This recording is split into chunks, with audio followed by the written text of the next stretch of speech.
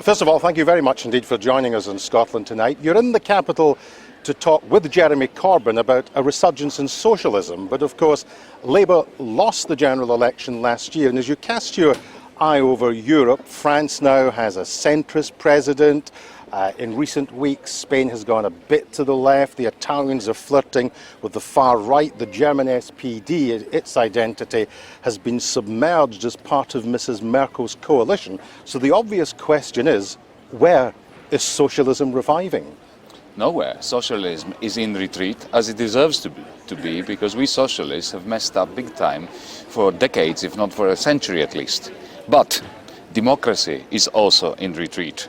I would recalibrate your description of the political situation in Europe by saying that what we now have in Europe is a major revival, and a very dangerous one, of what I call a nationalist international, which is very xenophobic, which is very well orchestrated, and you can see it doing magnificently, triumphing on both sides of the Atlantic, with Donald Trump in the United States, with Matteo Salvini in Italy, with a very right-wing, scary government in Austria, one of the most civilized places and democratic places in Europe, not just Poland, Hungary, even in France. Yes, Emmanuel Macron won, and I'm very pleased he did.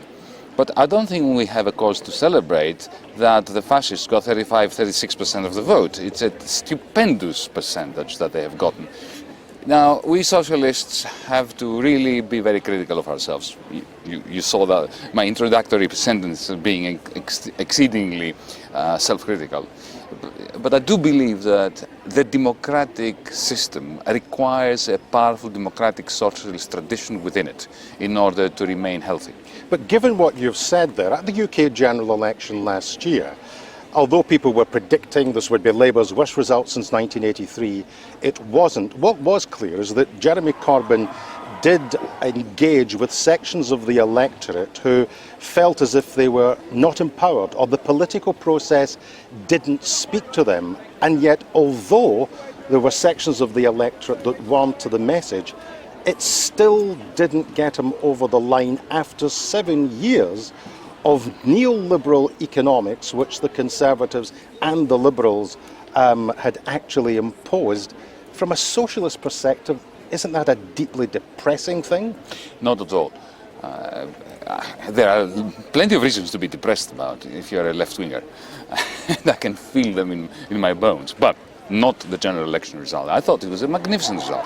Because, come to think of it, the Labour Party under Tony Blair, and later Gordon Brown, but much more so Tony Blair, had completely lost its way. It had become utterly co-opted by the City of London. It had swollen hook, line and sinker the very toxic ideology of the financial sector, the idea that there is a riskless risk that is being generated by the City of London, and the Labour Party would be feeding the NHS off the table of the bankers while at the same time allowing them to go berserk. So the Labour Party had a very heavy baggage that it was carrying with it into the general election. There was a coup d'etat against Jeremy Corbyn just before the general election, and I think that Jeremy has contributed enormously to British democracy, independently of whether you like him or not, whether you agree with him or not.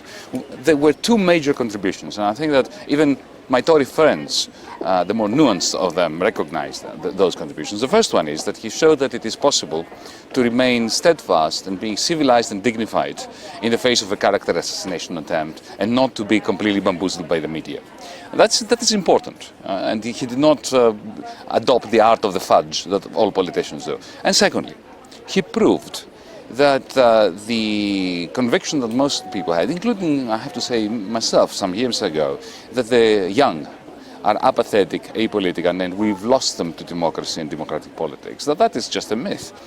By being steadfast and dignified, he has shown that it is perfectly possible to mobilize a very large section of young people who were disenfranchised and felt that they had nothing, no interest in political life, and they entered the political arena and they reinvigorated politics. Well, let's broaden this out to Europe, because you've helped found the Democracy in Europe movement. Now, there was a late Scottish novelist, William McIlvanney, who was very sympathetic to the kind of politics that you stand for, who once said, when you get the left gathering in a room, the first thing on the agenda is the split. So how are you going to keep together or encourage left of centre parties with different historical traditions, perhaps with slightly different agendas, to come together on a pan-European basis to push back the politics that you find so offensive? It's such a good question. It's not easy, is it? Because think of the Christians. They divided into multiple sects from the beginning. The left, anyone who wants to change the world in the direction of what is good and proper, whether they succeed in doing it or not, that's another matter. They end up splitting, and it reminds me of the opening sequence in Monty Python's Life of Brian. Your description of the situation. But we have no alternative. We really must get together.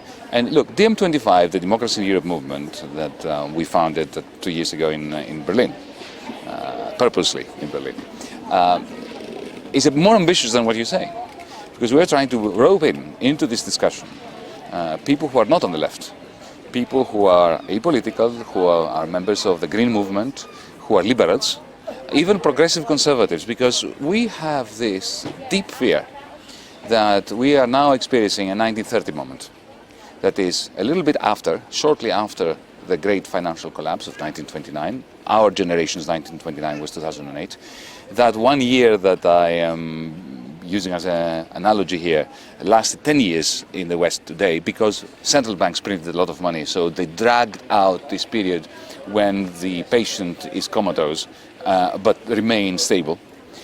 And now we see, just like as if in a postmodern 1930s, the rise of the Nationalist International, the fragmentation of the political center, liberal democracies in deep trouble, and absolutely no sense of hope that we can have a conversation as Democrats, so that despite our differences, left, right, liberal, conservative, Marxist, whatever, we can actually address the four crises that are destroying our countries, whether our country is Scotland, Greece, and these are private debt, public debt, poverty rising up, and very low level of investment in the things that humanity needs. If you're in Scotland and you're on the left, and you do accept that you can engineer progressive change through the institutions of a reformed EU, is it better to back Scottish independence than remain within the Union? Because the Scottish Government's line on a lot of key issues like single market membership, customs union membership, are unambiguous and they are clear.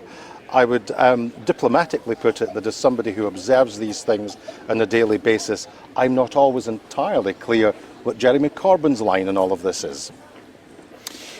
Well, my answer to your question is that I am not entirely clear myself about what my line would be here, because I can see arguments on both sides. And, you know, something important about recognizing as a politician that, yes, there are good arguments on both sides, and nevertheless, here is where I stand on the balance of those arguments. So allow me to answer your question now.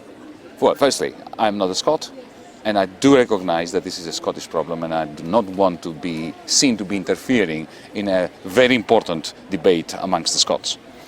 I will therefore speak as Yanis Varoufakis personally, not even representing my movement. I would say that personally I dislike borders. So to see new borders proliferate and new fences being erected is something that I detest. At the very same time, I see that Scotland has succeeded over the last 4 decades to remain loyal to the post-war consensus of the British Isles around a mixed economy, a welfare state, a health service, and a university system that is not user-pay based.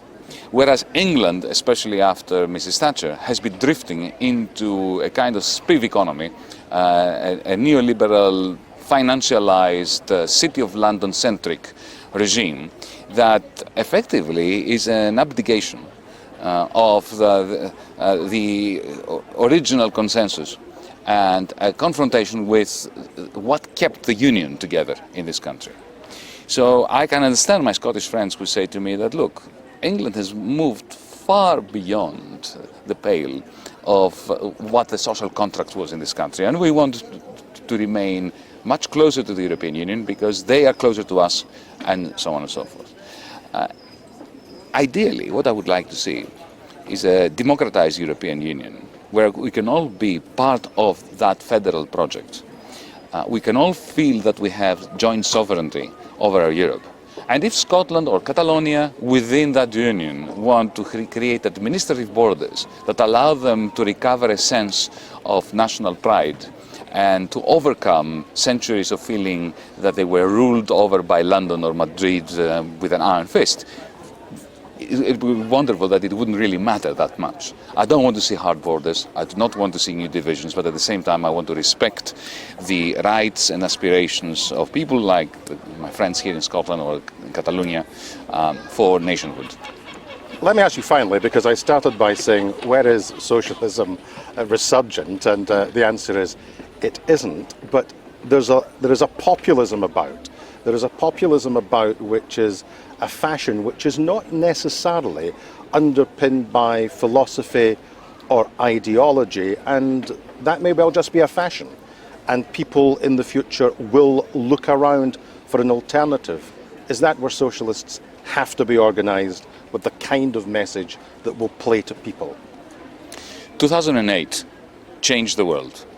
The liberal establishment's model of doing politics and running the economy has crumbled.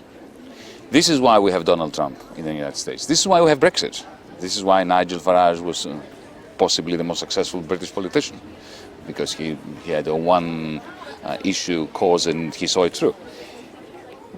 If we do not find a new narrative that can arrest the imagination of the majority, the nationalists will, and they're already doing it. Don't forget that Mussolini and Hitler in the mid-war period did not promise their people the concentration camp or a war. They arrested their imagination by offering them the vision of giving their pride back, their dignity back. You remember the slogan, "We want our country back," which has resurfaced.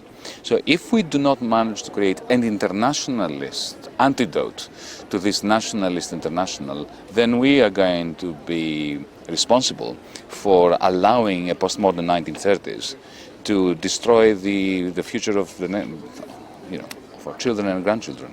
Thank you very much indeed for joining us in Scotland tonight. Thank you.